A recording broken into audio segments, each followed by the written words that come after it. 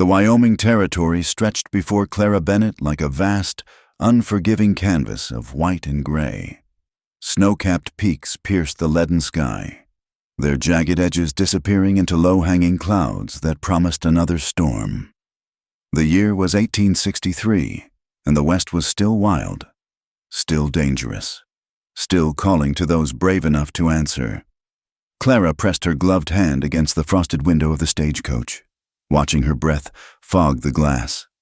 She had left Boston 3 weeks ago, carrying little more than her teaching certificate, a trunk of books, and a dream that seemed increasingly foolish with each mile that separated her from civilization. The other passengers, a merchant and his wife, 2 miners, and a cavalry officer, had long since given up attempting conversation with the young woman who stared so intently at the hostile landscape. "Storm's coming in fast," the driver shouted from his perch above.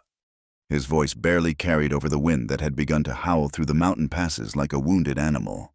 "We'll push through to Fort Laramie if the good Lord's willing." But the good Lord, it seemed, had other plans. The crack came first, sharp and violent, like a rifle shot. The stagecoach lurched sideways, throwing Clara hard against the wooden frame. The merchant's wife screamed as the vehicle tilted precariously, balanced for one terrifying moment on 2 wheels before crashing back down. The horses whinnied in panic, their hooves scrambling for purchase on the ice-slicked trail. "Wheels busted!" The driver's curse carried on the wind. "Everyone out! We need to lighten the load."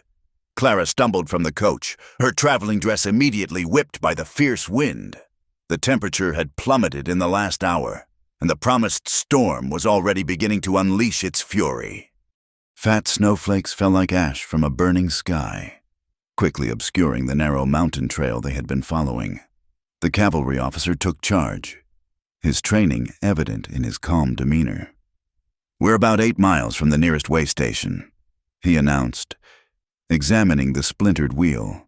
"The women should stay with the coach while the men and I go for help." "I can walk," Clara protested, but her words were lost in another gust of wind. The merchant's wife clung to her husband. "Please don't leave us here. The driver will stay," the officer assured her. "Keep the buffalo robes close and stay inside the coach." Clara watched as the men disappeared into the swirling snow, their figures becoming ghosts, then shadows, then nothing at all. The driver busied himself unhitching the horses, muttering about finding shelter for them in a grove of pines just visible through the storm. The merchant's wife had retreated inside the coach, sobbing quietly. An hour passed, then 2. The storm intensified, transforming the world into a howling white void. The driver had not returned from tending the horses. Clara ventured out, calling his name, but the wind threw her voice back at her, small and useless. "We should look for him," Clara suggested to the merchant's wife, but the woman only shook her head, paralyzed by cold and fear. Clara made her decision. Wrapping her cloak tightly around her shoulders, she stepped into the storm. "I'll find him," she shouted over her shoulder. "Stay here."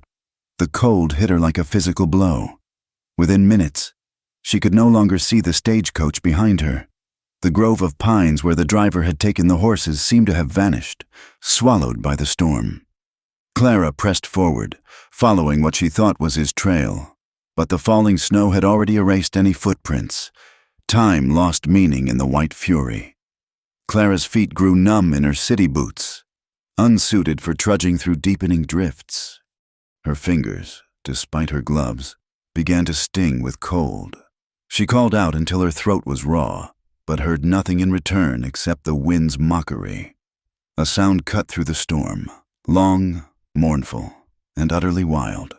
Wolves. Clara's blood turned colder than the air around her. She had read about wolves in her guidebooks, but the reality of their howl, echoing off invisible canyon walls, spoke of a primal danger that no amount of education had prepared her for. She stumbled forward, no longer sure of any direction except away from that terrible sound. Her skirts, heavy with snow, tangled around her legs. She fell, struggled up, fell again. The cold was no longer painful, but almost warm, a dangerous sign she recognized even through her growing confusion. Then, impossibly, she saw it. A flicker of orange light through the trees, dancing like a beacon in the darkness. Fire meant people. Fire meant survival. Clara forced her numb legs to move, pushing through the undergrowth toward that blessed light. The cabin materialized from the storm, as if conjured by her desperate need. It was small, built of rough-hewn logs chinked with mud, with a stone chimney releasing a steady stream of smoke into the night. A wood pile stood covered by a lean-to on one side. Pelts hung from the eaves.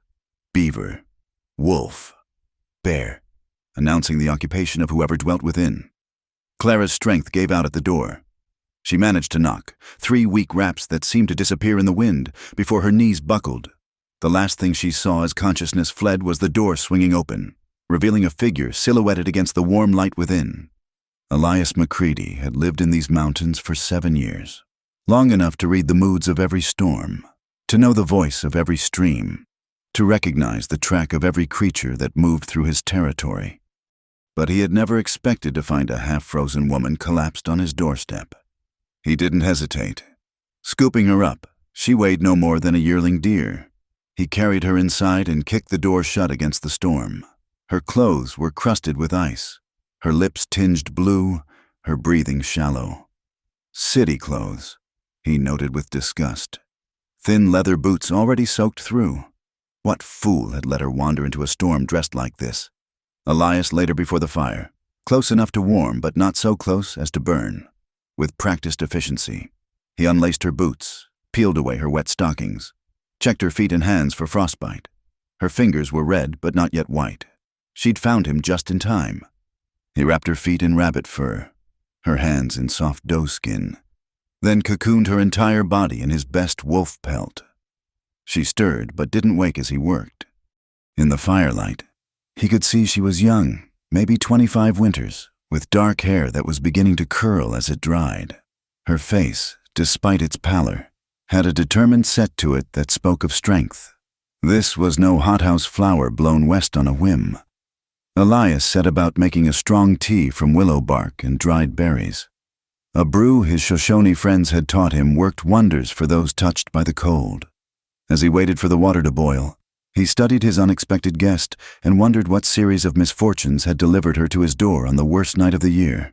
Outside, the wind screamed its fury, and somewhere in the darkness, wolves howled their ancient song. But inside the cabin, warmed by the fire he had built and tended, 2 solitary souls had found shelter from the storm. Clara's first sensation was warmth, a deep, penetrating heat that seemed to reach into her very bones. Then came the scent, wood smoke, leather, and something wild she couldn't name. Her eyes fluttered open to find herself staring at rough-hewn beams overhead, firelight dancing across them in shifting patterns. Easy now. The voice was deep, graveled like stones tumbling in a creek bed. You've had a close call with the cold. She turned her head slowly, her neck stiff and aching. A man sat in a chair made of elk antlers, whittling something with steady, patient strokes. He was perhaps 35, with dark hair that fell past his collar and a beard that spoke of months without civilization's touch. His clothes were buckskin and wool, and his gray eyes held the watchful stillness of wild things. "Where?" Clara's voice came out as a croak. She tried to sit up, only to realize she was wrapped in furs like a swaddled infant. "You're safe," he said, setting down his knife. "Name's Elias McCready. This is my cabin, about 3 miles north of Bridger's Pass. The storm brought you to my door near Frozen Solid." Memory flooded back. The broken wheel, the missing driver, her foolish trek into the blizzard. "The others," she gasped. "The stagecoach." "Storm's still raging," Elias said, moving to the fireplace where a pot simmered. "Been at it all night. Nothing to do but wait it out." He ladled something into a tin cup, the steam rising like incense. "Drink this. It'll help warm you from the inside." Clara struggled to free her arms from the furs, acutely aware that her dress had been loosened at the collar and her boots were gone. Her feet, she noticed with embarrassment, were wrapped in some kind of soft fur. Elias seemed to read her discomfort. "Your clothes were wet through," he said matter-of-factly, handing her the cup. "Did what I had to do to keep you from freezing. Your modesty's intact. Miss Bennett," she managed, taking the cup with trembling hands. "Clara Bennett." The tea was bitter but warming, with an undertone of berries that made it palatable. She sipped slowly, using the moment to study her rescuer more closely. His hands were scarred from years of work, his movements economical and sure. This was a man who wasted nothing, not motion, not words, not opportunity. "You a missionary?" he asked, returning to his whittling. "Most women who come out here alone are running to God or from the law." Despite everything, Clara felt a smile tug at her lips. "A teacher. I've come to start a school in Fort Laramie." Elias's knife paused mid-stroke. "Teacher," he repeated, as if tasting the word. "Been a long time since I met someone who trades in words instead of pelts." The wind chose that moment to slam against the cabin walls, sending a shower of snow down the chimney. The fire hissed and sputtered before recovering. Clara pulled the furs tighter, suddenly aware of how thin the barrier was between this warm sanctuary and the killing cold outside. "How long have you lived here?" she asked, needing the distraction of conversation. 7 winters, Elias replied. "Came out after—" He stopped, his jaw tightening. "Came out looking for quiet. Found it." They lapsed into silence, but it wasn't uncomfortable. The fire crackled, the wind howled, and Elias's knife whispered against wood. Clara found herself studying the cabin's interior. It was sparse but clean, with everything in its place. Traps hung from pegs on one wall. Rifles rested in a rack by the door. Books, surprisingly, lined a rough shelf near the bed. She couldn't make out the titles in the dim light, but their presence spoke of depths to this mountain man that defied easy categorization. "You can read," she said, not quite a question. "My mother was a teacher," Elias said quietly. "Back in Ohio. Made sure her boys knew their letters before she passed." "I'm sorry." He shrugged. "Long time ago." Clara finished her tea, feeling strength return to her limbs. "I should try to get back. The others will be worried." Elias looked at her as if she'd suggested flying to the moon. "Miss Bennett, there's 8 feet of snow between here and the pass, and more coming down every minute. You try to leave now. I'll be thawing your body come spring." The blunt words should have frightened her, but there was something reassuring about his directness. Here was a man who dealt in truths, not pleasantries. "Then I suppose I'm your guest," she said. "Suppose you are." The night deepened. Elias prepared a simple meal, venison stew with wild onions and herbs she couldn't identify. They ate in companionable quiet, the storm providing all the conversation needed. When Clara's eyelids began to droop, Elias gestured to the bed. "You take it," he said. "I'll make do by the fire." "I couldn't—" "You could and you will," he said firmly. "I've slept on harder ground than this floor, and you need proper rest after your ordeal." Clara wanted to protest, but exhaustion was winning. She made her way to the bed, still wrapped in furs, and lay down fully clothed. The mattress was filled with pine boughs and smelled of forest and clean air. "Mr. McCready," she said softly. "Thank you." He didn't respond, already settling himself before the fire with the easy grace of a man accustomed to making do. Clara watched him through half-closed eyes, this strange guardian who had pulled her from death's embrace. As sleep claimed her, she was aware of the intimacy of their situation, alone in a cabin, storm-bound, with only propriety's thin veil between them. In Boston, such a scenario would have meant instant ruin, but here, in this wild place where survival trumped society's rules, it seemed as natural as breathing. The fire burned low. Outside, wolves called to each other across the frozen distances. Inside, 2 people who had been strangers at sunset shared the ancient human comfort of shelter against the storm. Clara's last thought before sleep took her was how oddly safe she felt, despite everything, protected not just from the blizzard but from all the world's harsh edges by this quiet man who asked for nothing but offered everything. Elias sat watch through the night, feeding the fire, listening to the storm's fury gradually exhaust itself.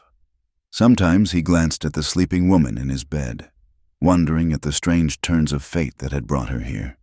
It had been 3 years since he'd had anyone in the cabin, longer still since he'd shared a meal with a woman.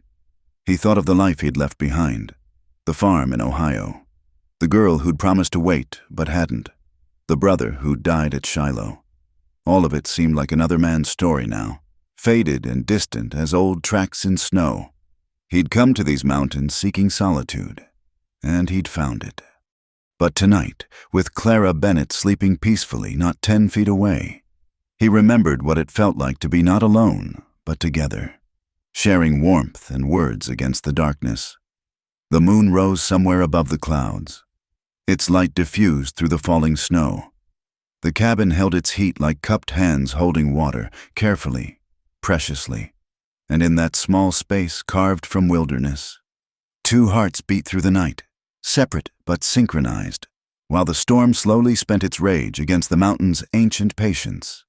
Dawn came late to the mountains, filtered through lingering clouds and softened by still-falling snow. Clara woke to find Elias already up, coffee brewing and bacon sizzling in a cast-iron pan. The domestic normalcy of the scene struck her as both comforting and dangerously intimate. "Storm's breaking," he said without turning around. "Should clear by afternoon." Clara sat up, immediately aware of her disheveled state. Her hair had come completely undone during the night, falling in dark waves around her shoulders. Her dress was wrinkled beyond redemption. She felt exposed, vulnerable in a way that had nothing to do with propriety and everything to do with the man cooking breakfast, as if this were perfectly ordinary. They ate in silence, but Clara felt words building between them like water behind a dam.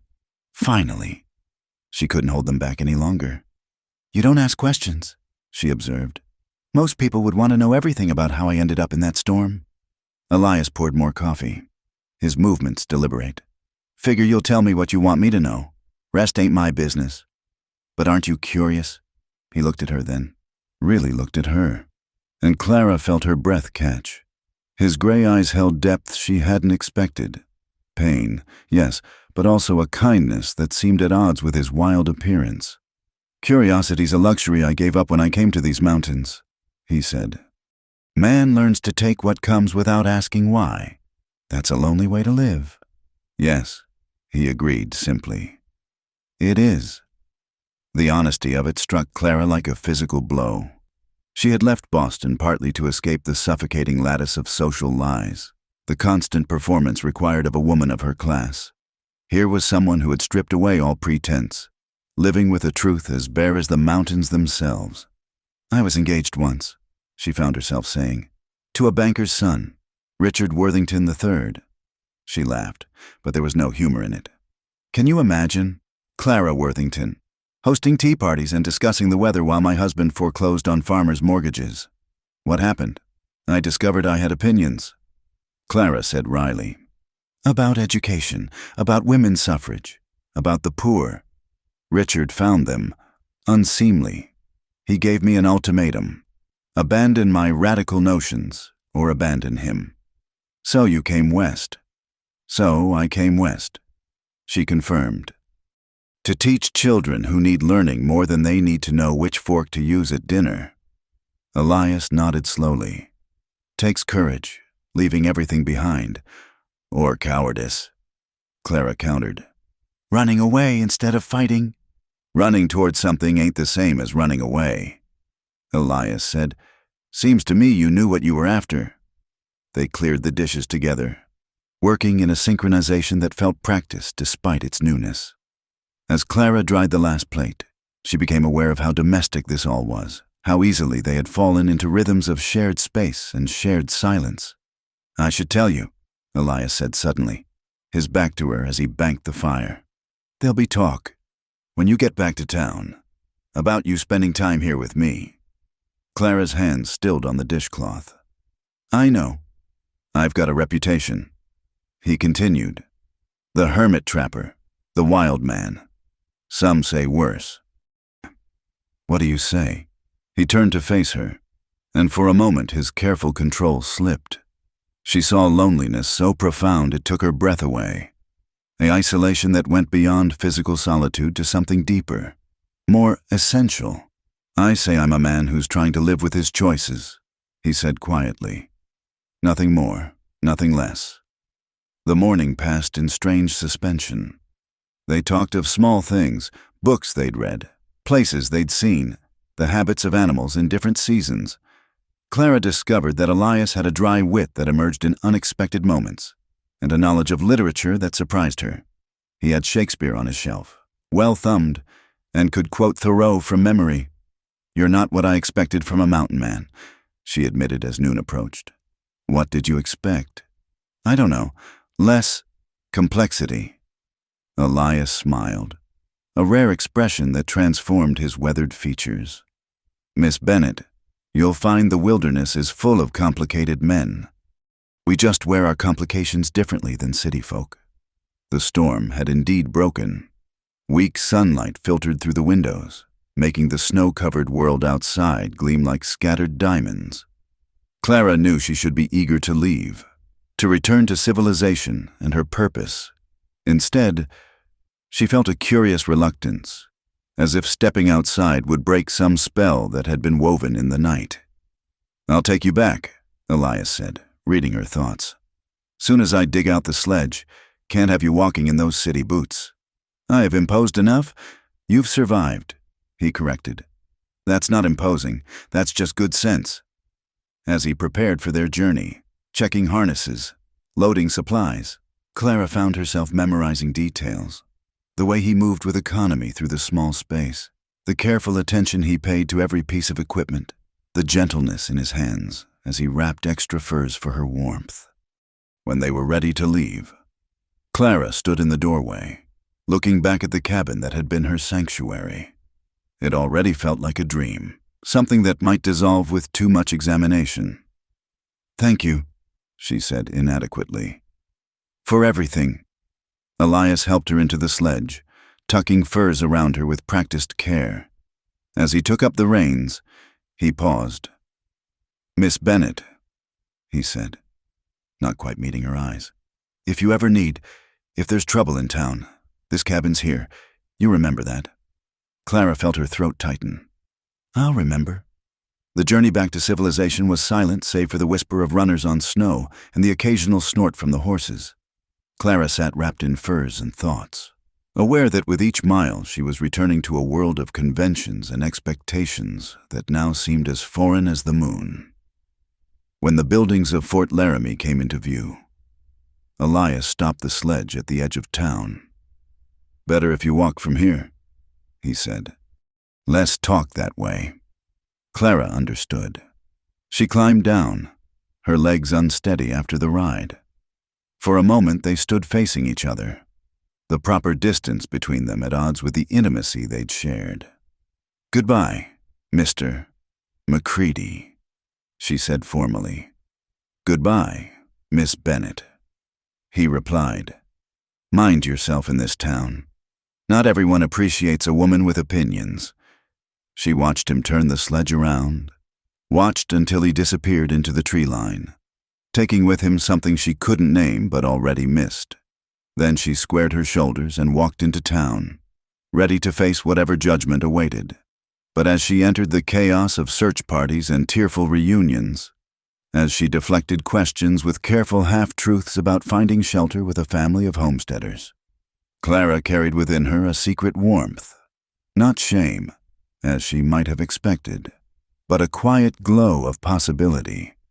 She had spent one night by Elias Macready's fire, and in that night had glimpsed a different way of being in the world, honest, unadorned, real, as the town's gossips circled like vultures, eager for scandal. Clara held that memory close and smiled. Let them talk, she thought. They knew nothing of fire and truth, of souls meeting in the wilderness beyond society's reach. They knew nothing of what it meant to be truly, elementally alive. Spring came late to the high country that year. Elias Macready watched it arrive in small victories, the first bare patch of earth, the return of birdsong, the gradual softening of ice into running water. He went about his routines as he had for 7 years, checking trap lines, maintaining equipment, trading pelts at the distant outpost. But something had shifted in his carefully ordered world. The cabin felt different now. Empty in a way it hadn't before Clara Bennett had filled it with her presence for one storm-bound night. He found himself pausing at odd moments, remembering the way she'd held her coffee cup with both hands, or how her laugh had startled out of her when he told her about the time a bear had stolen his entire winter's cache of jerky. Getting soft, old man, he muttered to himself, resetting a trap by the creek. But the words held no conviction. The mountains themselves seemed restless that spring. Avalanches thundered down distant slopes with unusual frequency. The elk herded differently. The wolves ranged farther. Even the weather patterns felt disrupted, with sudden storms blowing through when the sky should have been clear.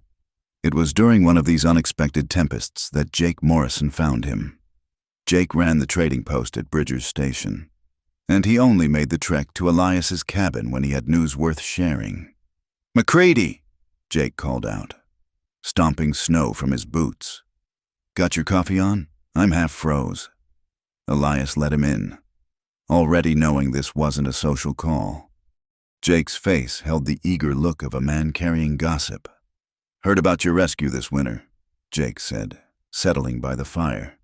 "That teacher lady from back east." Elias poured coffee without comment. "She's stirring up quite the hornet's nest in town." Jake continued. "Started that school like she said, but she's teaching more than letters and numbers. Got the ladies meeting at her place, talking about voting rights and such. Mayor Hutchins is fit to be tied." "That's her business," Elias said evenly. "Maybe so, but there's more."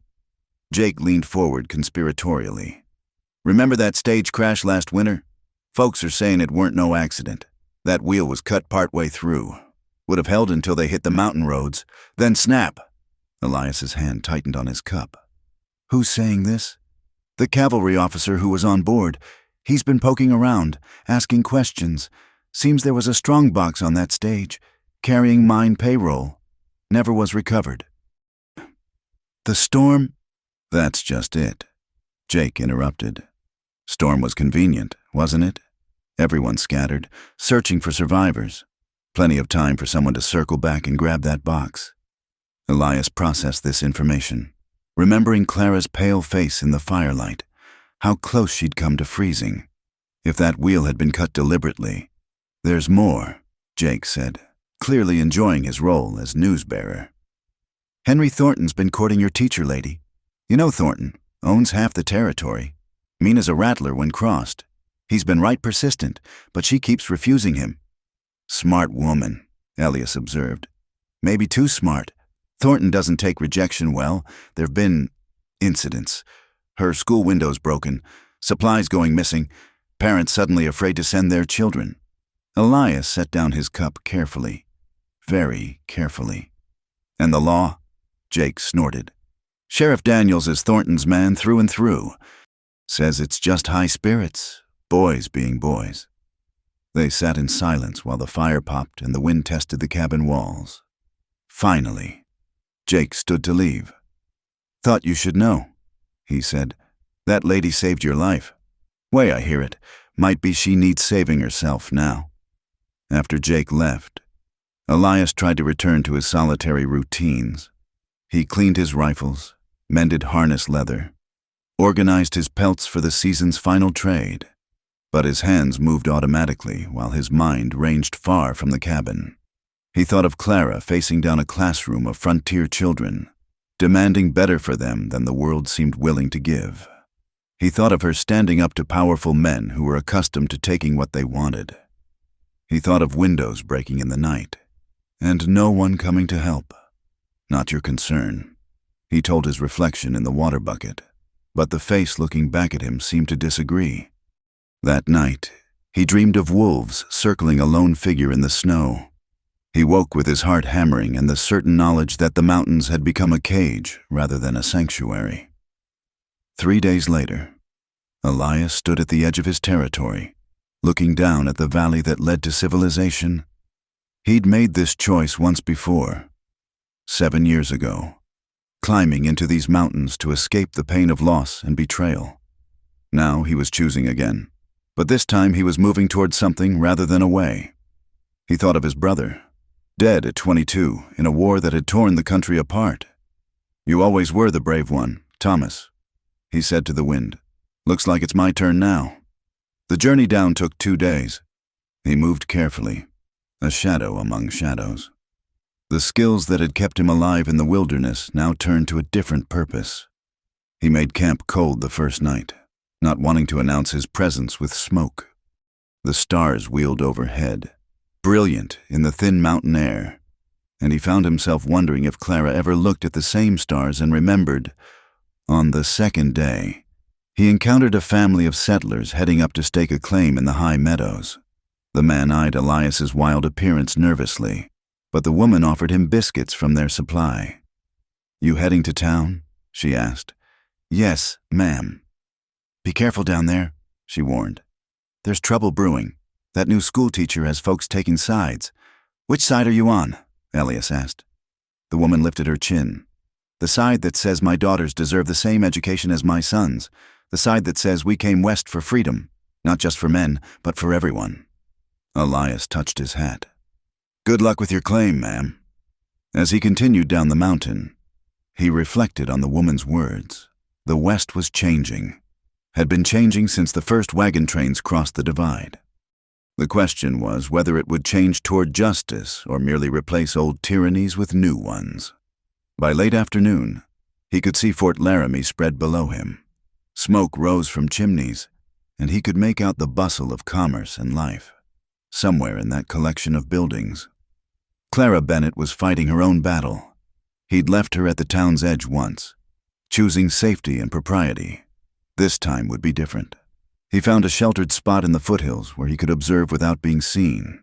Old habits died hard, and he wanted to understand the situation before revealing himself. As darkness fell and lamps began to glow in windows, he prepared for a cold camp and a watchful night. Tomorrow, he would enter the town that had whispered about him for 7 years. Tomorrow, he would step back into the world of men and their complicated loyalties. But tonight, he kept vigil in the darkness. A guardian returned from the wilderness, ready to face whatever storms awaited in the valley below. The mountains at his back seemed to whisper their approval. Sometimes, they said in the voice of wind and stone, a man must come down from the heights. Sometimes, the only way to honor solitude is to know when to end it. Elias McCready had crossed physical peaks more times than he could count. Now, as the first stars appeared above Fort Laramie, he prepared to cross the peaks of his own isolation, driven by a memory of firelight and a woman who had dared to dream of something better. The night grew cold, but he barely noticed. His mind was already in the town below, planning and preparing. The hunter had become the protector, and heaven help anyone who stood between him and his purpose. The spring afternoon sun cast long shadows across Fort Laramie's main street as Clara Bennett stood in her empty schoolroom, surveying the damage. 3 more windows broken, slates smashed, the new books she'd ordered from Chicago torn and scattered like dead leaves. On the blackboard, someone had scrawled in chalk, "Go home, Eastern Witch." She bent to gather the ruined pages, her hands trembling not with fear, but with fury. 6 months she'd been here. 6 months of small victories and large setbacks. 20 children had become 30, then 40. As word spread that Miss Bennett taught everyone. Immigrant children, Indian children, the daughters of saloon women. But with each success came greater resistance. "Miss Bennett!" Mary Sullivan peered around the doorframe, her 10-year-old face creased with worry. "Ma says I can't come to school no more, says Mr. Thornton told Pa he'd lose his job at the freight company if I keep coming." Clara forced a smile. "I understand. Mary, you tell your mother, I don't want to stop learning." The girl's eyes filled with tears. "You are teaching me to read real books, not just the baby primer. Come here." Clara pulled the girl into a hug. "Learning doesn't stop just because school does. You take this."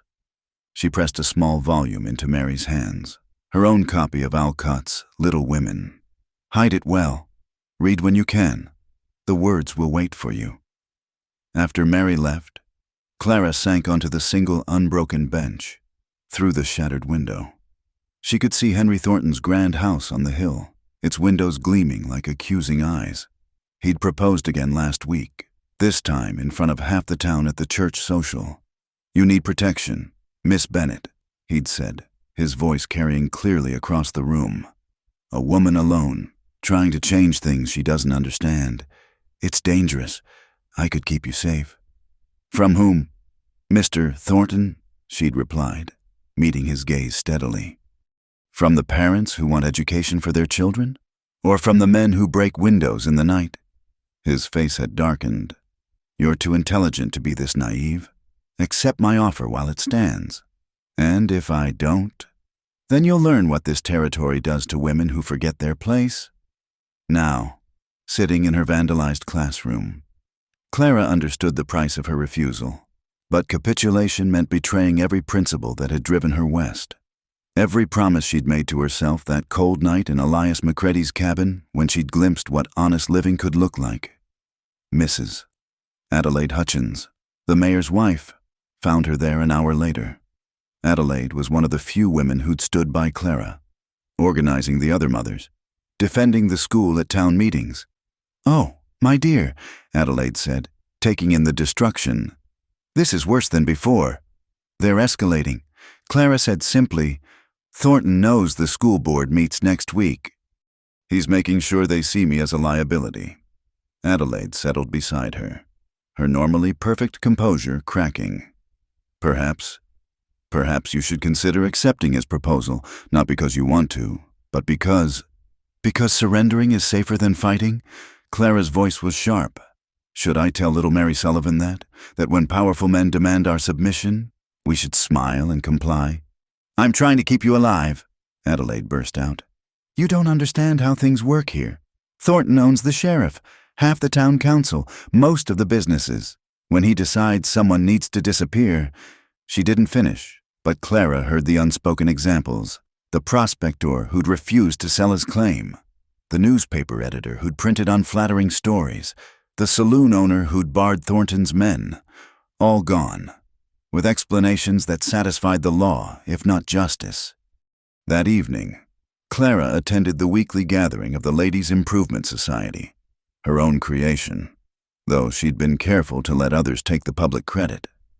8 women crowded into her small living quarters behind the school, their faces grave. "They're saying you taught the Watson girl to read from Darwin." "Mrs. Palmer said, "Is it true?" "I taught her to think critically about the world around her." Clara replied, "If that includes understanding scientific theories." "It's ammunition for them," interrupted Sarah Chen, the Chinese laundress whose daughter was Clara's best student. "Every unconventional thing you do becomes a weapon against us all." The meeting dissolved into arguments, some women counseling caution, others defending Clara's methods. Through it all, Clara felt the walls closing in. She was failing them, failing the children, failing her own ideals. Later, alone in her rooms, she pulled out paper and pen. If she was to be driven out, she would at least document what had happened here. Future teachers might learn from her mistakes. "The true crime," she wrote, "is not that I taught girls mathematics or shared poetry with miners' sons. The true crime is that I showed them they were capable of more than this town wanted them to believe. Hope, it seems, is the most dangerous lesson of all." A soft knock interrupted her writing. Clara tensed. Night visitors had never brought good news. But the voice that called softly through the door made her heart stop. "Miss Bennet? It's Jake Morrison from the Trading Post. Got a message for you." She opened the door cautiously. Jake stood there, glancing nervously about. "This needs to be quick," he said, pressing a folded paper into her hand. "Came through a friend. He wanted you to know you're not alone." Before she could ask questions, Jake was gone, melting back into the shadows. Clara unfolded the paper with trembling fingers. The writing was rough but clear. "Hold fast. Change takes time. The mountains are patient, and so are those who learned from them. You have more allies than you know. E.M." Clara pressed the note to her chest, feeling something ease inside her for the first time in weeks. Elias, he knew. Somehow, he knew what she was facing, the memory of his quiet strength, of the way he'd faced his own isolation with dignity rather than bitterness. Steadied her. She thought of their conversation by the fire, how he'd spoken of choices and living with them. She had made her choice the day she'd refused to be Mrs. Richard Worthington III had confirmed it when she'd stepped on that westbound stage. The fact that it was hard didn't make it wrong. Outside, boot steps echoed on the wooden sidewalk. Through her window, Clara could see 3 men lingering near the school, their faces hidden but their intent clear. Tomorrow there would be more damage, more threats, more pressure to surrender. But tonight, she held proof that somewhere in the wilderness, someone who understood courage was thinking of her, someone who had crossed his own peaks of fear and loss and survived. Clara returned to her writing, but now the words came differently. Not a record of defeat, but a declaration of persistence. Let them break windows, she wrote. Let them scatter books and shatter slates. They can destroy the physical space, but they cannot touch what matters. The spark of curiosity lit in a child's eyes. The moment when letters become words, become ideas, become power. I will not marry Henry Thornton. I will not close the school. I will not apologize for believing that every child deserves to read, to think, to dream of more than the narrow roles this town would assign them. The lamp burned low as she wrote, and still the men lingered outside. But Clara Bennett, late of Boston, teacher of Fort Laramie, keeper of dangerous ideas and forbidden hopes, wrote on through the night. She had found her mountain to climb, and she would not turn back now. In the distance, a wolf howled, wild and free and unashamed. Clara smiled grimly and kept writing. Tomorrow, Henry Thornton would escalate his campaign. Tomorrow, the proper ladies would whisper their disapproval. Tomorrow, more windows might break. But tonight, she was not alone. Somewhere beyond the town's borders, patience was gathering its strength. Change was coming to Fort Laramie, slow and inevitable as the spring thaw, and Clara Bennett would be ready when it arrived, for 3 days. Elias McCready watched Fort Laramie from his hidden vantage point in the foothills. He cataloged patterns, when the sheriff made his rounds, which men gathered at Thornton's house, how the town's rhythm flowed around Clara's school like water around a stone. His hunter's patience served him well. By the 3rd night, he understood the shape of the threat. On the 4th night, he made his move. Clara was grading papers by lamplight when she heard it, a sound that didn't belong to the town's normal nighttime chorus. Not the heavy boots of Thornton's men or the stumbling gait of cowboys leaving the saloon. This was something else, deliberate, quiet, almost invisible. She had learned caution these past weeks. Her hand found the derringer Adelaide had insisted she keep, though Clara doubted her ability to use it. The knock, when it came, was so soft she almost missed it. 3 taps, a pause, then 2 more, like a heartbeat. "Who's there?" she called, not moving from her desk. "Someone who owes you a debt. Miss Bennett."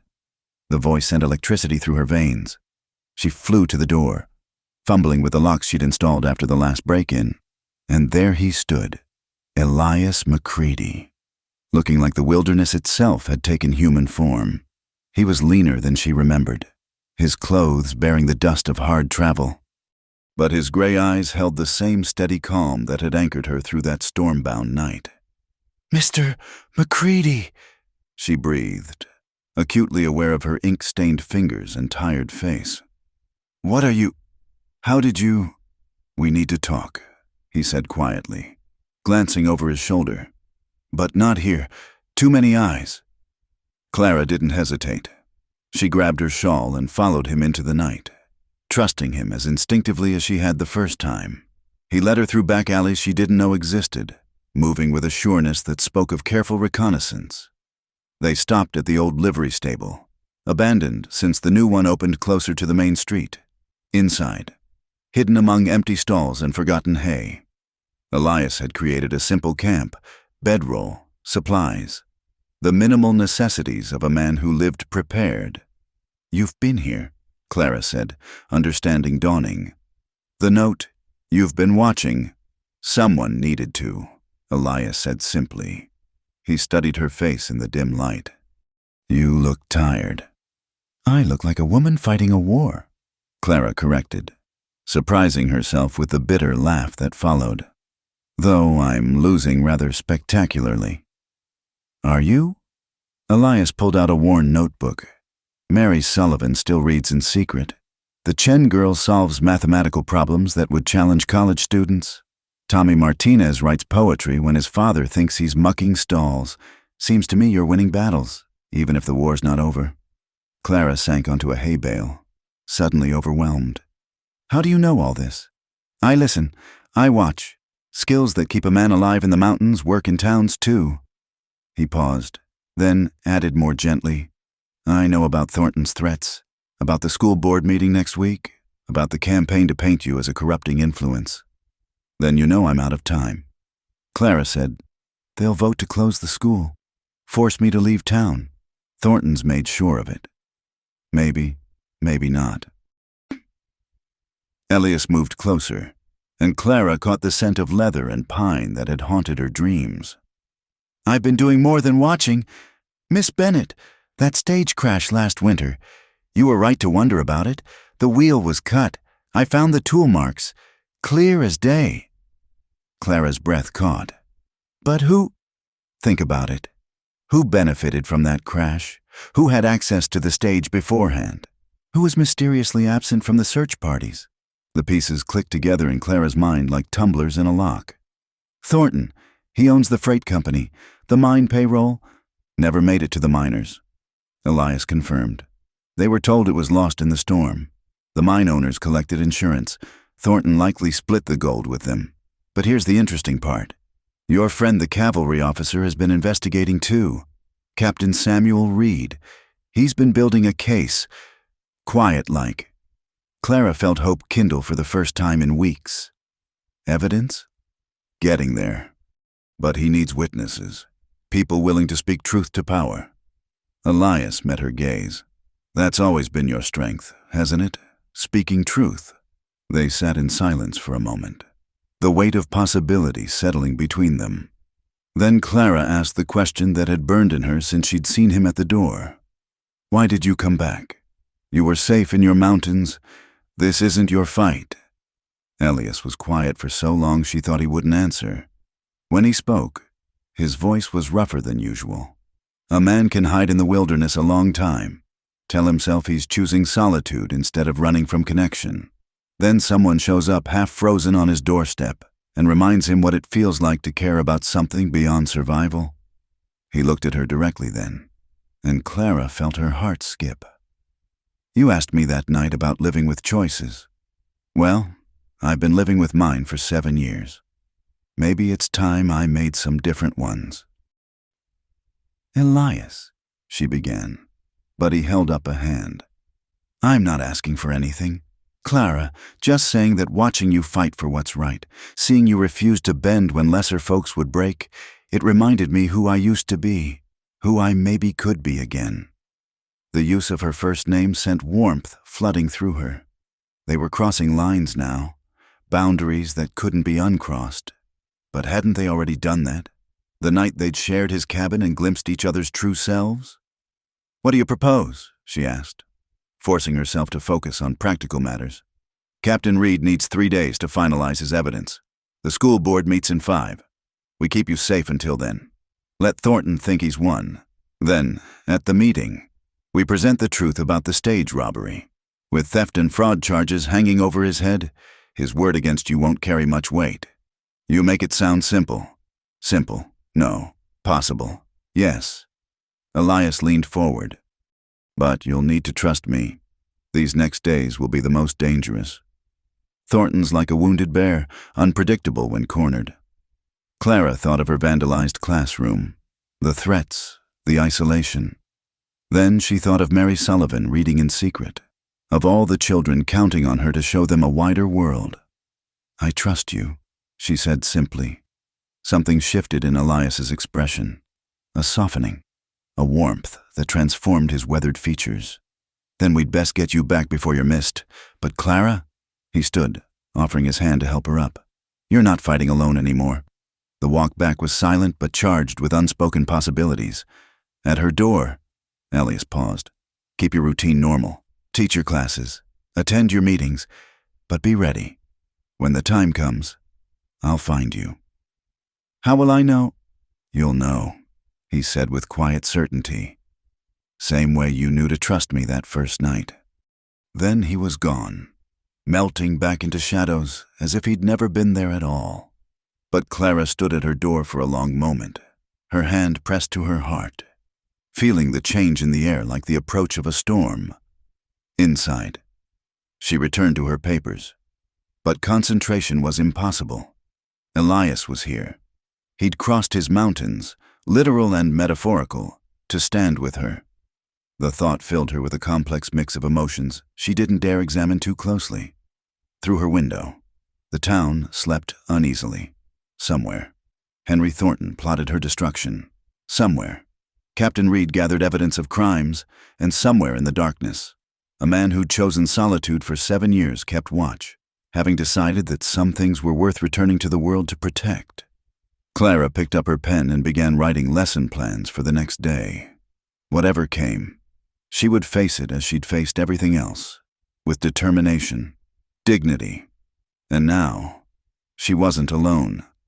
The mountains had given up their hermit, and perhaps, just perhaps, that would make all the difference. The lamp burned steady against the darkness, and Clara Bennett prepared for the battles ahead, her heart lighter than it had been in months. The morning of the school board meeting dawned gray and bitter, with spring snow falling like ash from a leaden sky. Clara stood before her mirror, pinning her hair with steady hands that belied her racing heart. 5 days had passed since Elias's midnight visit. 5 days of careful normalcy while the town held its breath for the coming storm. She'd taught her lessons, maintained her composure, and given no sign that anything had changed. But she'd felt Elias's presence like a guardian spirit, catching glimpses of movement where none should be, finding small signs, a fresh wolf track by her window, her woodpile mysteriously replenished. That told her she wasn't alone. Now, as she buttoned her most severe dress, black wool with white collar, a armor of respectability, she wondered if their plan would work. Captain Reed had sent word through Adelaide. The evidence was ready. The question was whether the town would listen. A knock at her door made her jump. But it was only Adelaide. Come to walk with her to the meeting. My dear, you look pale. Adelaide fussed, adjusting Clara's collar. Are you certain about this? There's still time to run? Clara managed a smile. No, Adelaide, whatever happens today, I'll face it standing. The town hall was already crowded when they arrived. It seemed every soul in Fort Laramie had come to witness the schoolteacher's judgment. Clara spotted familiar faces, parents of her students, some supportive, others carefully neutral. The front row was dominated by Henry Thornton and his allies, their expressions smugly confident. Thornton himself looked resplendent in a new suit, every inch the successful businessman. He caught Clara's eye and smiled, a predator certain of his prey. Miss Bennett, he said smoothly as she passed, I do hope you'll see reason today. It's not too late to accept my protection. Thank you, Mr. Thornton, Clara replied evenly. But I've always preferred to stand on my own feet. Mayor Hutchins called the meeting to order, his gavel sharp in the tense atmosphere. What followed was a carefully orchestrated attack. One by one, Thornton's allies rose to speak. The school was corrupting youth. Miss Bennett taught dangerous ideas. She welcomed undesirable elements. She'd spent a night unchaperoned during the winter storm. Though the details remained carefully vague, the implication was clear. Clara sat straight-backed, absorbing each blow without flinching. Beside her, Adelaide gripped her hand so tightly it hurt. Then Thornton himself rose. Gentlemen of the board, good people of Fort Laramie, We've heard serious concerns today, but I want to speak to something deeper, the very character of the woman who shapes our children's minds." He turned to Clara, his eyes cold despite his sympathetic tone. "Miss Bennett comes from Boston, a city rife with radical ideas. She brings those ideas here to our peaceful town. She encourages girls to question their natural roles, fills boys' heads with poetry instead of practical skills, and most tellingly, she maintains inappropriate associations." A murmur ran through the crowd. Clara felt her cheeks burn, but kept her gaze steady. "This winter," Thornton continued, "Miss Bennett disappeared into a blizzard. She claims to have found shelter with homesteaders, but no such family has come forward. Instead, we have reports of her returning to town in the company of—" He paused dramatically. "The mountain hermit, Elias McCready." The murmur became an uproar. Clara started to rise, but Adelaide held her back. "Furthermore," Thornton raised his voice over the noise, "I have here sworn statements that Miss Bennett has been seen meeting secretly with unsavory elements, planning God knows what corruption of our community values." Mayor Hutchins gavelled for order. "These are serious charges. Mr. Thornton, Miss Bennett, do you have anything to say in your defense?" Clara stood, feeling every eye upon her. This was the moment. She opened her mouth to speak, but another voice cut through the air. "I have something to say." Captain Samuel Reed strode through the door, his uniform crisp, his bearing military straight. Behind him came two soldiers carrying a wooden crate. "Captain Reed," the mayor stammered, "this is a civilian matter." "On the contrary," Reed interrupted, "this involves federal crimes, mail fraud, theft of government property, and conspiracy." He looked directly at Thornton. "Crimes that certain members of this community have tried very hard to cover up." Thornton's face went white, then red. "This is outrageous. You have no authority. I have evidence." Reed nodded to his men. "Who opened the crate? Inside, visible to all, were gold coins bearing the mine company's stamp. The payroll from the December stage, found buried on property owned by Mr. Thornton's freight company." The crowd erupted. Clara saw Thornton's hand move toward his coat, but before he could draw whatever weapon he carried, another figure emerged from the shadows near the door. Elias McCready looked like vengeance itself. Gone was the hermit's hesitance. This was a man who'd faced down grizzlies and survived 7 winters alone. His hand rested casually on the Colt at his hip, his gray eyes fixed on Thornton with deadly calm. "I wouldn't," he said quietly, but his voice carried to every corner of the room. "You," Thornton snarled. "You're behind this." "I'm just a witness," Elias replied. "Saw you myself, the night before the stage left, working on that wheel with a file. Thought it strange at the time. Stranger still when folks started dying in the snow because of it." "Lies." Thornton spun to face the crowd. "You'd take the word of a hermit and a woman of questionable virtue over mine?" "I'd take the word of evidence," Captain Reed said calmly. He produced a sheaf of papers. "Signed confessions from 2 of your men, Mr. Thornton. Seems they didn't fancy hanging for murder when folks died in that crash." The meeting descended into chaos. Thornton's allies tried to slip away, but Reed's soldiers blocked the exits. Through it all, Clara stood frozen, watching her world reshape itself in moments. Then Thornton broke. With a roar of rage, he lunged not for his gun but for Clara, hands outstretched like claws. "You bitch! This is all your—" He never finished. Elias moved like lightning, intercepting Thornton with a right cross that sent the man sprawling. In seconds, Reed's soldiers had Thornton in irons, his curses echoing off the walls as they dragged him away. Mayor Hutchins gavelled desperately for order. When quiet finally fell, he looked at Clara with new eyes. "Miss Bennett, it appears we owe you an apology, and perhaps," he glanced at his fellow board members, "a vote of confidence in your school." The vote was unanimous. Later, as the crowd dispersed in excited clusters, Clara found herself on the town hall steps, suddenly exhausted. The adrenaline that had carried her through the confrontation drained away. leaving her shaky. "You all right?" Elias appeared at her elbow, his presence solid and reassuring. "I think so. I can't quite believe. Is it really over? Thornton's part is there'll be a trial, but with Reed's evidence and the confessions, he'll hang or rot in prison." Elias paused. "You did it, Clara. Stood your ground and won." "We did it," she corrected. "I couldn't have—" Her voice broke slightly. "Thank you for believing the truth mattered. For coming back." He looked at her then with an expression that made her heart race. "I told you that night in the cabin that you could always find shelter with me. That hasn't changed."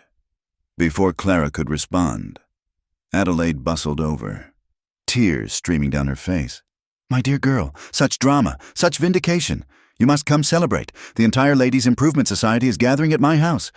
Clara glanced at Elias, torn between duty and desire. He smiled slightly. "Go on. You've earned your celebration. I'll be around." As Adelaide led her away, Clara looked back to see Elias standing alone on the steps, a solitary figure against the snow. But he wasn't retreating to his mountains this time. He'd chosen to stay, to stand with her, to face whatever came next together. The thought warmed her more than any fire as she walked through the streets of Fort Laramie, no longer a pariah, but a woman who'd fought for justice and won. Her school would continue, her students would learn, and somewhere in the watching shadows, a man who'd crossed his own peaks waited patiently for whatever future they might build. The snow continued to fall, but it seemed cleaner now, washing away the old corruption and fear. Spring would come again, and with it, new possibilities for growth. Clara smiled, thinking of seeds planted in darkness that bloom when their time finally comes. Today had been such a blooming, violent and necessary and beautiful in its own way. Spring arrived in earnest, transforming the Wyoming landscape from white desolation to green promise. The snow retreated to the highest peaks, revealing meadows dotted with wildflowers. Creek beds swelled with meltwater, singing their ancient songs of renewal. And in Fort Laramie, changes bloomed as surely as the prairie roses. Clara's school had never been fuller. The trial and conviction of Henry Thornton had shifted the town's atmosphere like a cleansing wind. Parents who'd been afraid now sent their children eagerly. The ramshackle building rang with voices reciting multiplication tables, practicing letters, discussing ideas that would have been forbidden months before. "Miss Bennett, look." Sarah Chen held up her slate, covered in neat equations. "I solved all the problems, even the extra hard ones." Clara smiled, her heart full. "Excellent work. Sarah, you're ready for the next level." She handed the girl an algebra primer, watching her eyes widen with delight. Through the window, she caught sight of a familiar figure. Elias McCready was helping to build the school's new addition. The town council, in a fit of guilt and genuine support, had voted funds for expansion. He worked alongside the other men, but something set him apart. Perhaps it was the way he moved, still carrying that wilderness grace, or how the children watched him with awe, knowing this was the man who'd helped save their teacher. He'd taken lodging at Mrs. Peterson's boarding house, a compromise between town life and his mountain ways. Each morning, he appeared at the building site. Each evening, he walked Clara home, their conversations ranging from books to philosophy to dreams neither quite dared name aloud. "You're staring again," Adelaide whispered, appearing at Clara's elbow with her knowing smile. "I'm supervising the construction," Clara replied primly, but her blush betrayed her. "Of course you are, dear. And I suppose it's pure coincidence that you've worn your blue dress 3 days running? The one that brings out your eyes?" Before Clara could retort, young Tommy Martinez tugged at her skirt. "Miss Bennett, will you tell us again about Boston? About the big libraries and universities?" She gathered the children for story time, painting word pictures of places where anyone could learn, where books numbered in the thousands, where ideas were debated freely. But even as she spoke of cities and civilization, her gaze drifted to the window, to the man who'd taught her that wisdom could be found in solitude as surely as in society. The day progressed in its familiar rhythm until afternoon brought an unexpected visitor. A well-dressed woman descended from the stage, looking entirely out of place in her Eastern finery. Clara recognized the type immediately. Old money, old judgment, old ways. "I'm looking for Miss Clara Bennett," the woman announced to the gathered crowd of curious children. "I'm Clara Bennett." Clara stepped forward, her chin raised despite her sudden apprehension. The woman's eyes swept over her, taking in the simple dress, the chalk dust, the mixed collection of students. "I am Mrs. Margaret Worthington, Richard's mother.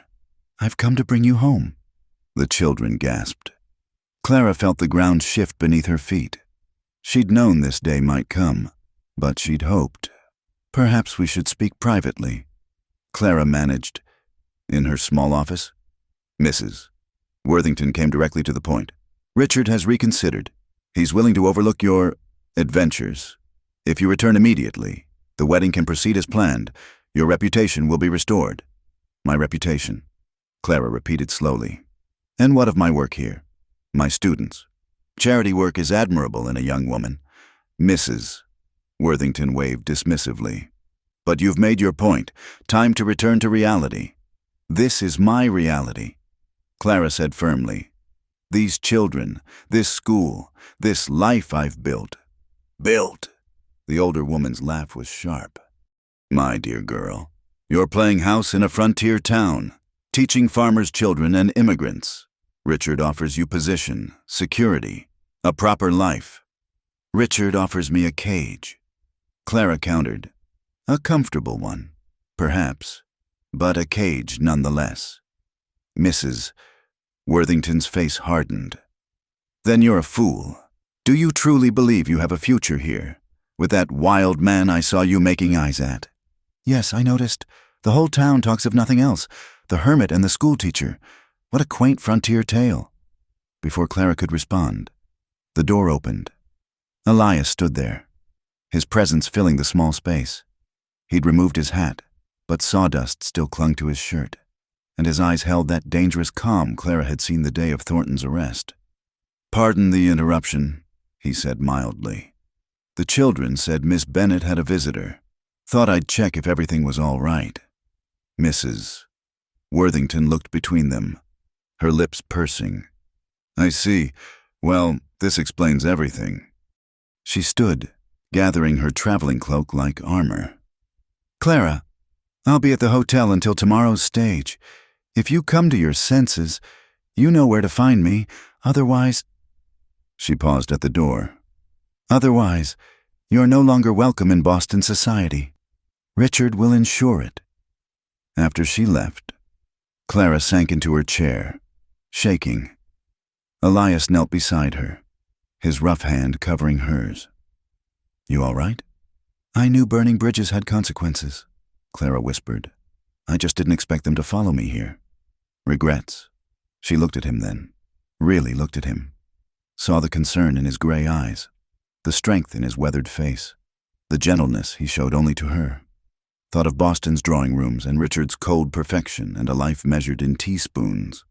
"No," she said firmly. "No regrets."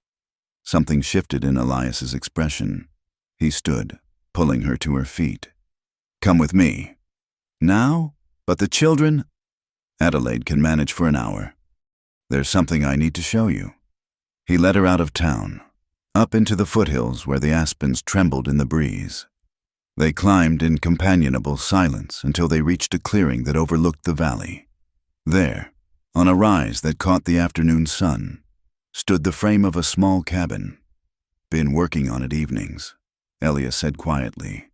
"It's not much yet, but the bones are good. Room for a kitchen garden, space for chickens if you're so inclined. Close enough to town for daily teaching. Far enough for some peace." Clara's heart hammered against her ribs. "Elias, I'm not a man of pretty words," he continued, his gaze fixed on the distant mountains. "Spent too many years alone to remember how courting's supposed to go, but I know what I want. Known it since you walked out of my cabin that morning after the storm." He turned to face her, and Clara saw 7 years of loneliness transformed into hope. "I want to wake up knowing you're near. Want to build something together, not just this cabin, but a life. Want to cross every peak and valley with you beside me?" He paused, vulnerability cracking his composure. "If you'll have me." Clara thought of Mrs. Worthington's ultimatum, of Boston's closed doors, of everything she was choosing to leave behind. Then she thought of winter nights by a fire, of truth spoken plainly, of a man who'd walked out of his wilderness for her. "Yes," she said simply. "Yes, Elias, I'll have you." His kiss was like coming home, warm and sure and tasting of promises that didn't need words. When they finally parted, both breathing unsteadily. Clara laughed through her tears. "Adelaide will be insufferable. She's been planning our wedding for months." "Let her plan," Elias said, his rare smile transforming his face. "Just so long as it's soon. I've waited long enough to start living again." They stood together in the clearing, looking out over the town that had tested them both. The sun was setting, painting the sky in shades of gold and rose. Below, Clara could see the school, the church, the main street where she'd fought for her place. It looked different now. Not a battlefield, but a community. Imperfect, but improving. "No more nights of fire," Elias murmured, his arm around her waist. "Now we build the hearth." Together, Clara agreed, leaning into his strength. As they made their way back down the mountain, Clara thought of the journey that had brought her here. A broken wheel, a winter storm, a night of shelter that had changed everything. She'd come west seeking purpose and found so much more. Work that mattered, a community worth fighting for, and a love that had crossed literal mountains to reach her. The next morning, Mrs. Worthington's stage left Fort Laramie with only one passenger. Clara didn't watch it go. She was too busy teaching. Her engagement ring, a simple band Elias had carved from elk antler, catching the light as she wrote on the blackboard. That afternoon, the whole town gathered for the barn raising at the McCready place. Clara and Elias would be married come Sunday, Adelaide having worked her organizational magic with military efficiency. As Clara watched her students race around the construction site, as she felt Elias's steady presence beside her, as she saw the community that had once rejected her now celebrating with her, she knew she'd found her place. The cabin rose against the sky, solid and true, like the love that had built it, like the life spreading before them. It was a testament to patience, courage, and the wild hope that some things are worth crossing any peak to find. In the distance, the mountains stood eternal watch, their snowy caps catching the last light. They had seen it all. The storm, the separation, the struggles, the reunion.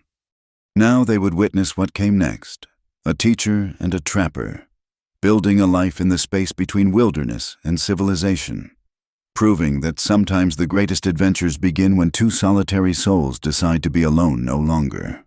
The sun set on Fort Laramie, Wyoming, in the year of our Lord, 1863, and in a small cabin at the edge of town, two hearts that had found each other in the depths of winter prepared to greet all the springs to come, together. Thank you so much for listening to this Wild West love story. I'd love to hear where you're enjoying this tale, whether you're listening during your commute, relaxing at home, or perhaps even somewhere out in the wide open spaces that inspired these stories. Please subscribe to the From Wild West channel and share your thoughts in the comments below. Your feedback and stories mean the world to us.